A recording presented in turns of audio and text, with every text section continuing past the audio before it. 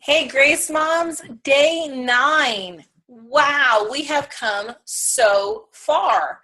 So here we are in the thick of Leviticus, and we are reading rules that are at best PG-13, at worst rated R. I have an 11-year-old son who's reading through the Bible with me in 90 days, and I actually said, hey, son, you can't read this chunk of Leviticus with us. So what then is God's purpose in explaining all of these things to his people? Just really quickly, instead of going into all of the laws, let's kind of cover them with a blanket statement of these laws were set out for a few different reasons, possibly more than that. But very quickly, one, to protect the nation of Israel, to protect them from the influence of sinful polytheistic cultures that would lead them astray. Two, to protect them physically.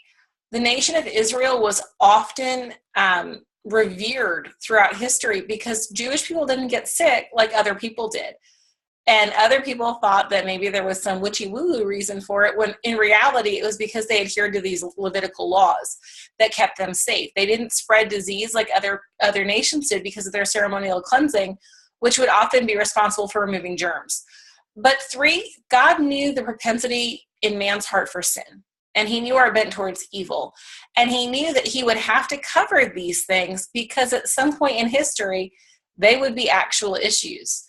And man is so depraved that God felt the need to lay these things out. Now, it goes way deeper than you or I would ever think to go. You know, if I'm going to leave a babysitter in charge of my children, I'm going to say, keep the kids safe, dinner's at this time. Bedtime would be 8:39, and just play with them, have fun. Here's my phone number. Call me in case of emergency. Well, this is basically God's letter as our protector, as our guardian, as our father to his chosen people. And he said to Moses, you tell them that this is what's acceptable and this is how you care for each other. And he went into explicit detail. Now, I don't leave a babysitter a list that says, please don't play with fire, please don't burn the house down.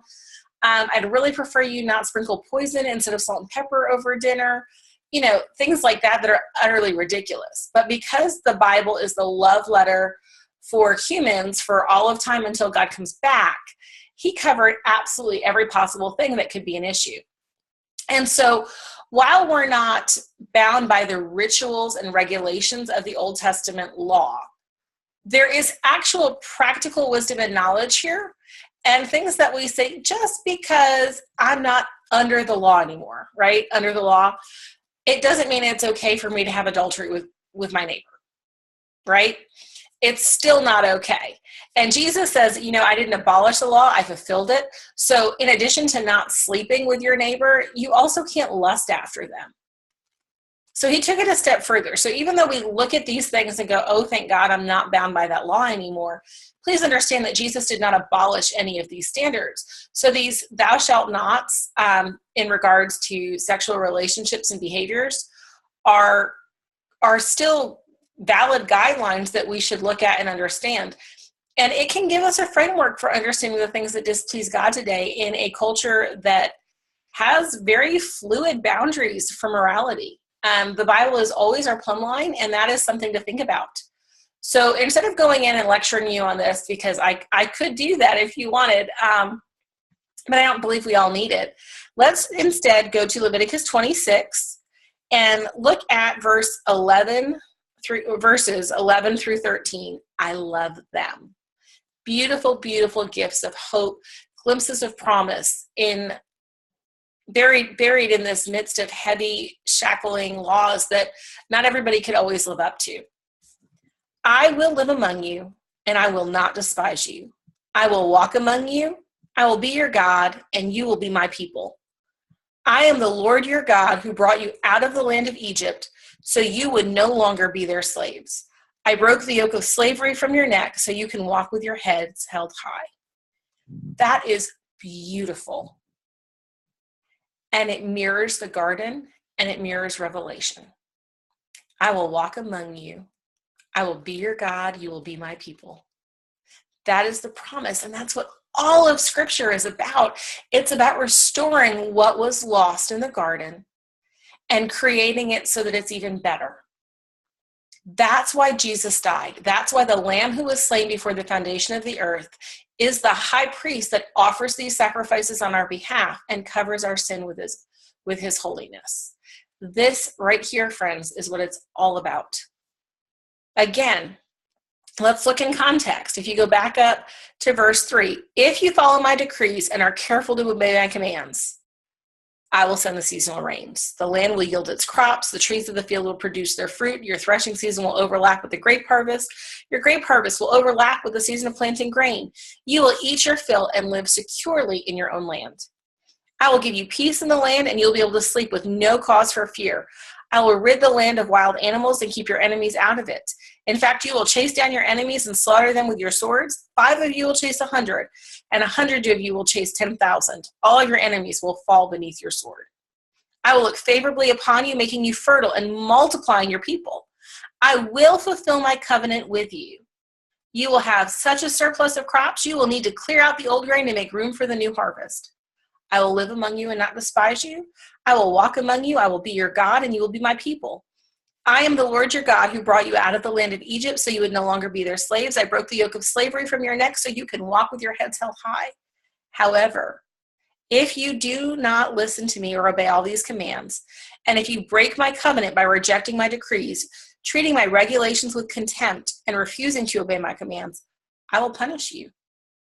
I will bring sudden terrors upon you, wasting diseases and burning fevers that will cause your eyes to fail and your life to ebb away. You will plant your crops in vain because your enemies will eat them, and I will turn against you, and you will be defeated by your enemies. Those who hate you will rule over you, and you will run even when no one is chasing you. And in spite of all this, you still disobey me. I will punish you 7 times over for your sin. And God goes through several of the other consequences. But all the way forward in verse 46, there's a beautiful, beautiful nugget of truth also that we don't want to miss. These are the decrees, regulations, and instructions that the Lord gave through Moses on Mount Sinai as evidence of the relationship between himself and the Israelites. God is in relationship with his people. He is not some far off God where they go to a temple and they dump a bucket of grain at its steps and walk away. He is in a covenant relationship with them. That's what he's saying here. He's declaring the importance of obedience.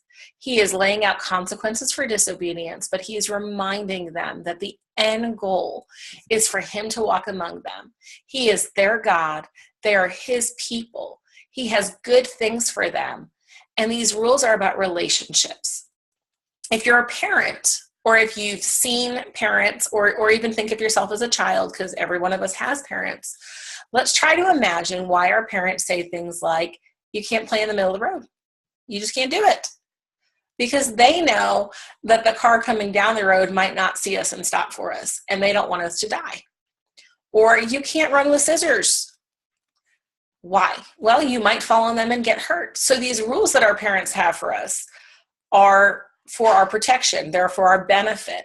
These rules that God had for his children are for the same purpose, for their good, for their benefit. And even though they can be overwhelming, they are because of his love for us and because he's in relationship with us. And these Old Testament laws were to preserve his people when plagues would come, when diseases would run rampant through the land, when wars would come. If they would but trust him and live in the boundaries that he set for them, he could protect them. So as we read Leviticus, we're finishing it up, but as we read through it, let's not forget that this is still a part of a benevolent God who loves his people, who's not just some lowercase g God that is one of many that does nothing. He is the God, the one and only, the I am. And these are the guidelines he has set for their benefit because he wants to walk among them. He wants to help them hold their heads high, and he is in relationship with them. So, sweet sister, as you read these things, see the beauty and the redemption of relationship throughout them and be encouraged by them. Have a great day, and we'll see you tomorrow.